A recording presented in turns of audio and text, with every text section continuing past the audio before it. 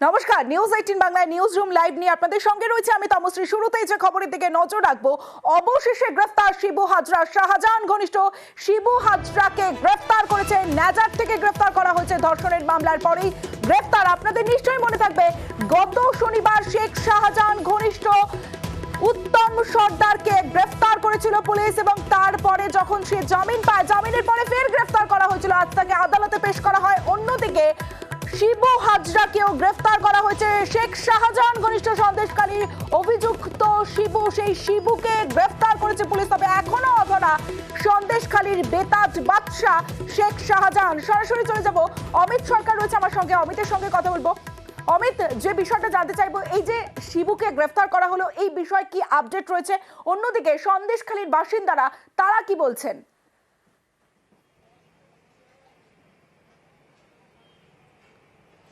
দেখো, শিবু হাজার গ্রেপ্তারের আগেই অফিসিয়ালি বসিরহাট পুলিশ জেলার তরফে যিনি পুলিশ সুপার রয়েছে তিনি স্পষ্ট করে দিয়েছিলেন যে তাদের বিরুদ্ধে, শিবু হাজরা, উত্তম সর্দার, এদের বিরুদ্ধে গুরুতর অভিযোগ, গণধর্ষণের ধারা কিন্তু যুক্ত করা হয়েছে।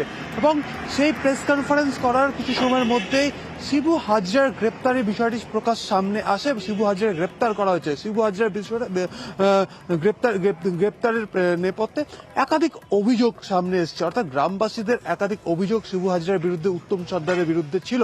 সেক্ষেত্রে উত্তম সর্দারকে গত সপ্তাহে গ্রেপ্তার করা হয়েছিল বারাসাত পুলিশ জেলার তরফে। আজকে প্রায় এক সপ্তাহের মাথায় কিন্তু অবশেষে শিবুকে গ্রেপ্তার করা হলো। কিন্তু এখনো পর্যন্ত শিবু গ্রেপ্তারের পরেও গ্রামবাসীদের একাংশ, যাদের সঙ্গে আমরা কথা বলছিলাম শিবু গ্রেপ্তার হওয়ার পরে, তারা খুশি হলেও এদের মাথায় যারা রয়েছেন বা যিনি রয়েছেন শেখ শাহজাহান, তার গ্রেপ্তার এখনো পর্যন্ত, তার গ্রেপ্তারের দাবিতে কিন্তু অনড় রয়েছেন গ্রামবাসীরা। এবং আগামীকাল শিবু হাজরাকে আদালতে পেশ করা হবে এবং নিজেদের হেফাজতে নেওয়া হবে। সেক্ষেত্রে ইতিমধ্যেই তাকে গ্রেপ্তার করা হয়েছে এবং আগামীকাল থেকে আদালতে পেশ করে নিজেদের হেফাজতে নেওয়া হবে। অন্যদিকে এই যে সন্দেশখালীর যে বিষয়, সন্দেশখালী থেকে গত কয়েকদিন ধরে যে সমস্ত অভিযোগগুলো উঠে এসছে, যে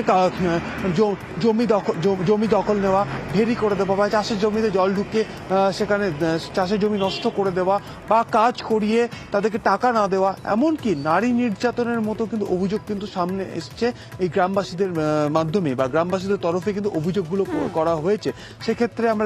সেক্ষেত্রে আজকে আদালতে, বসিরহাট আদালতে যখন উত্তম সর্দারকে পেশ করা হয়েছিল, সেই সময় পুলিশের তরফে গণধর্ষণের ধারা কিন্তু যুক্ত করা হয়েছিল। সেক্ষেত্রে বোঝাই যাচ্ছে, সেক্ষেত্রে একটা জায়গা থেকে বোঝাই যাচ্ছে যে কোথাও গিয়ে যে গণধর্ষণের মতো কোনো ঘটনা যে ঘটেছে। কারণ পুলিশের তরফে দুদিন আগে বারাসাত বসিরহাট আদালতে কিন্তু একজন মহিলার গোপন জবানবন্দি করানো হয় এবং তার এই গোপন জবানবন্দিতেই কিন্তু এই গণধর্ষণের অভিযোগটি সামনে পুলিশের কাছে আসে। এরপরই পুলিশের তরফে আজকে আদালতে গিয়ে গণধর্ষণের ধারা কিন্তু যুক্ত করা হয়েছে এবং সন্ধ্যেবেলা অফিসিয়ালি পুলিশের তরফ থেকে আমরা জানতে পারি, বা পুলিশ সূত্রে জানতে পারি, শিবুকে গ্রেপ্তার করা হলো। এবং এই শিবুর গ্রেপ্তারি নিয়ে তুমি জানো গত কয়েকদিন ধরে কিভাবে অশান্ত হয়ে উঠেছিল, রণক্ষেত্রে চেহারা নিয়েছিল, আন্দোলন শুরু হয়েছিল। এমন সন্দেশখালীর পরিস্থিতি আমরা সত্যি দেখছিলাম, যেখানে একাধিক অভিযোগ মহিলাদের, এবং সেই অভিযোগের ভিত্তিতেই এবার গ্রেপ্তার করা হলো শিবু হাজরাকে। আর কোনো এভিডেন্স পেলে কঠোর ব্যবস্থা নেওয়া হবে, বিকেলেই বলেন Rajib Kumar. There is no denying the fact, like these incidents have happened, and where we had to put in so much of resources, it means there was something wrong. We are trying to address that. We will definitely. Will you take action against police if they... Yes, I said, why not? You tell me, if you were sitting in my seat, why will you not take it? How can we allow? I said collectively. I am saying any evidence which comes, we will take strongest possible action. Trust me on this. অবশেষে গ্রেফতার করা হয়েছে শিবু হাজরাকে। কিন্তু সন্দেশখালীতে এই 14ই ফেব্রুয়ারি শিবু হাজরা, তিনি news 18 বাংলায় জানিয়েছিলেন, যদি কোনো দোষ প্রমাণিত হয় সাজা তিনি মাথা পেতে নেবেন। 14ই ফেব্রুয়ারি কি বলেছিলেন নিউজ 18 বাংলায়, শুনুন।